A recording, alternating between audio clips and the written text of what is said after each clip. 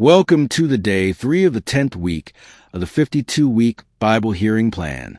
Let's listen from Ruth chapter 1 to 4.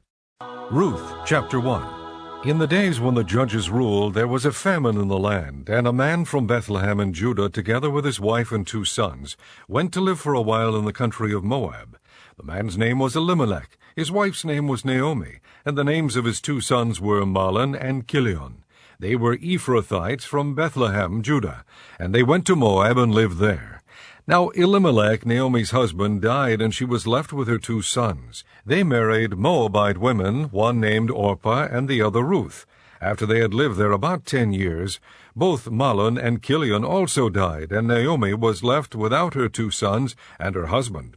When she heard in Moab that the Lord had come to the aid of his people by providing food for them, Naomi and her daughters-in-law prepared to return home from there. With her 2 daughters-in-law, she left the place where she had been living and set out on the road that would take them back to the land of Judah. Then Naomi said to her 2 daughters-in-law, "Go back, each of you, to your mother's home. May the Lord show kindness to you, as you have shown to your dead and to me. May the Lord grant that each of you will find rest in the home of another husband."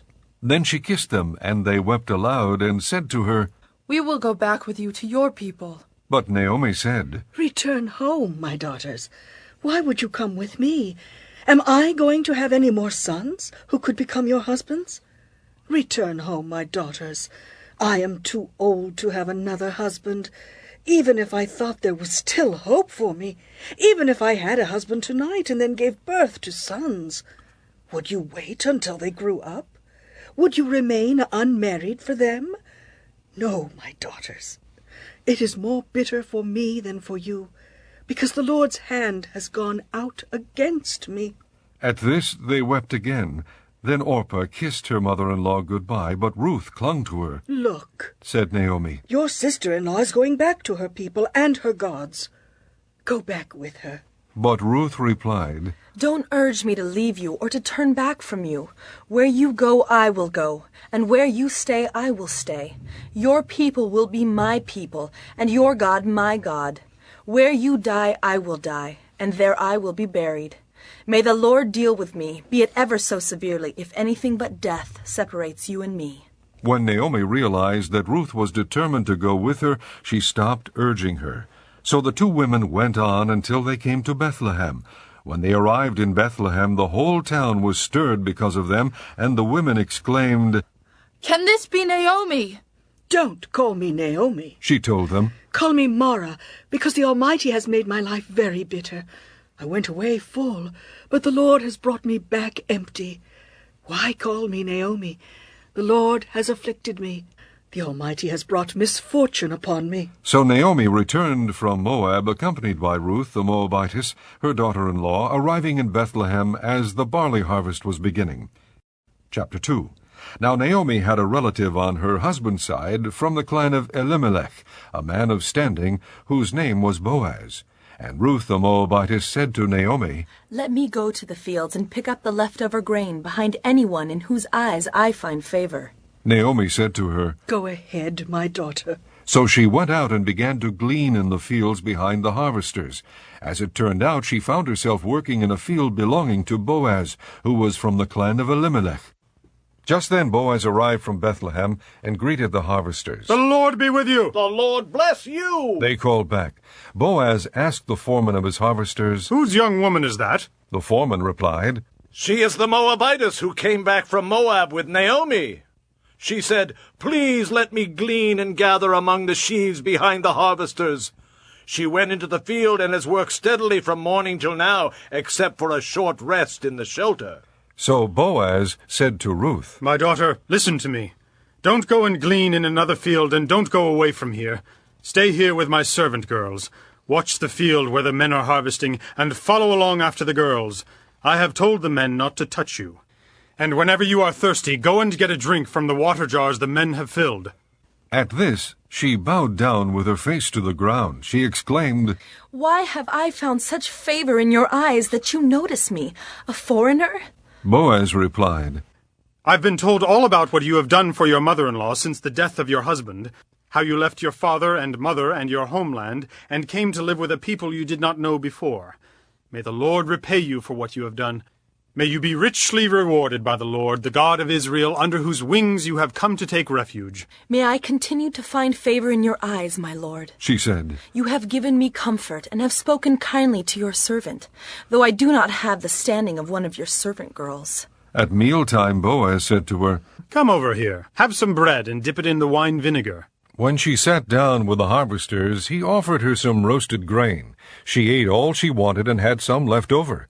As she got up to glean, Boaz gave orders to his men, Even if she gathers among the sheaves, don't embarrass her. Rather, pull out some stalks for her from the bundles and leave them for her to pick up, and don't rebuke her. So Ruth gleaned in the field until evening. Then she threshed the barley she had gathered, and it amounted to about an ephah. She carried it back to town, and her mother-in-law saw how much she had gathered. Ruth also brought out and gave her what she had left over after she had eaten enough. Her mother-in-law asked her, Where did you glean today? Where did you work? Blessed be the man who took notice of you. Then Ruth told her mother-in-law about the one at whose place she had been working. The name of the man I worked with today is Boaz. She said, The Lord bless him. Naomi said to her daughter-in-law. He has not stopped showing his kindness to the living and the dead. She added, That man is our close relative. He is one of our kinsmen redeemers. Then Ruth the Moabitess said, He even said to me, Stay with my workers until they finish harvesting all my grain. Naomi said to Ruth her daughter-in-law, It will be good for you, my daughter, to go with his girls, because in someone else's field you might be harmed.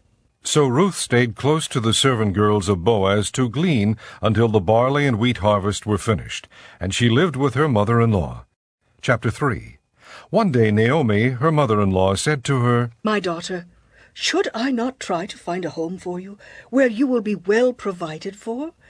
Is not Boaz, with whose servant girls you have been, a kinsman of ours? Tonight he will be winnowing barley on the threshing floor. Wash and perfume yourself, and put on your best clothes. Then go down to the threshing floor, but don't let him know you are there until he has finished eating and drinking. When he lies down, note the place where he is lying. Then go and uncover his feet and lie down. He will tell you what to do. I will do whatever you say. Ruth answered. So she went down to the threshing floor and did everything her mother-in-law told her to do. When Boaz had finished eating and drinking and was in good spirits, he went over to lie down at the far end of the grain pile. Ruth approached quietly, uncovered his feet, and lay down. In the middle of the night something startled the man, and he turned and discovered a woman lying at his feet. Who are you? He asked. I am your servant, Ruth. She said. Spread the corner of your garment over me, since you are a kinsman redeemer. The Lord bless you, my daughter. He replied. This kindness is greater than that which you showed earlier. You have not run after the younger men, whether rich or poor. And now, my daughter, don't be afraid. I will do for you all you ask. All my fellow townsmen know that you are a woman of noble character. Although it is true that I am near of kin, there is a kinsman redeemer nearer than I. Stay here for the night, and in the morning if he wants to redeem, good, let him redeem. But if he is not willing, as surely as the Lord lives, I will do it. Lie here until morning. So she lay at his feet until morning, but got up before anyone could be recognized, and he said, Don't let it be known that a woman came to the threshing floor. He also said, Bring me the shawl you are wearing and hold it out. When she did so, he poured into it 6 measures of barley and put it on her. Then he went back to town. When Ruth came to her mother-in-law, Naomi asked, How did it go, my daughter? Then she told her everything Boaz had done for her and added, He gave me these 6 measures of barley, saying, Don't go back to your mother-in-law empty-handed. Then Naomi said, Wait, my daughter, until you find out what happens, for the man will not rest until the matter is settled today. Chapter 4. Meanwhile Boaz went up to the town gate and sat there. When the kinsman redeemer he had mentioned came along, Boaz said, Come over here, my friend, and sit down. So he went over and sat down. Boaz took 10 of the elders of the town and said, Sit here. And they did so. Then he said to the kinsman redeemer, Naomi, who has come back from Moab, is selling the piece of land that belonged to our brother Elimelech. I thought I should bring the matter to your attention and suggest that you buy it in the presence of these seated here and in the presence of the elders of my people. If you will redeem it, do so.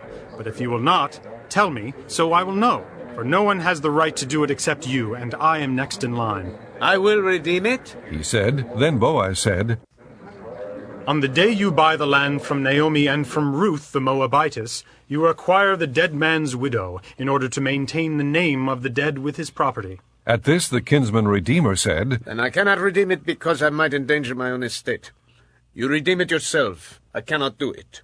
Now in earlier times in Israel, for the redemption and transfer of property to become final, one party took off his sandal and gave it to the other. This was the method of legalizing transactions in Israel. So the kinsman redeemer said to Boaz, Buy it yourself. And he removed his sandal.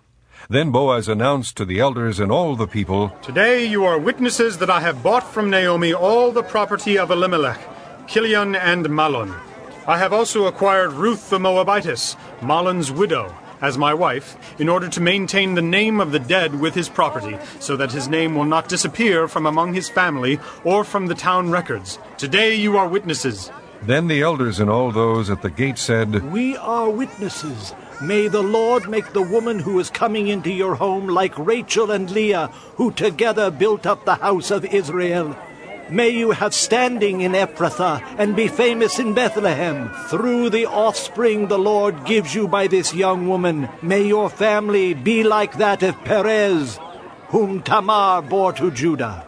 So Boaz took Ruth, and she became his wife. Then he went to her, and the Lord enabled her to conceive, and she gave birth to a son. The women said to Naomi, Praise be to the Lord, who this day has not left you without a kinsman redeemer. May he become famous throughout Israel. He will renew your life and sustain you in your old age. For your daughter-in-law, who loves you and who is better to you than 7 sons, has given him birth.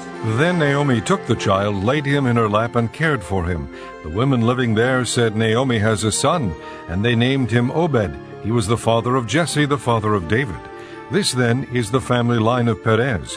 Perez was the father of Hezron, Hezron the father of Ram, Ram the father of Amminadab, Amminadab the father of Nahshon, Nahshon the father of Salmon, Salmon the father of Boaz, Boaz the father of Obed, Obed the father of Jesse, and Jesse the father of David.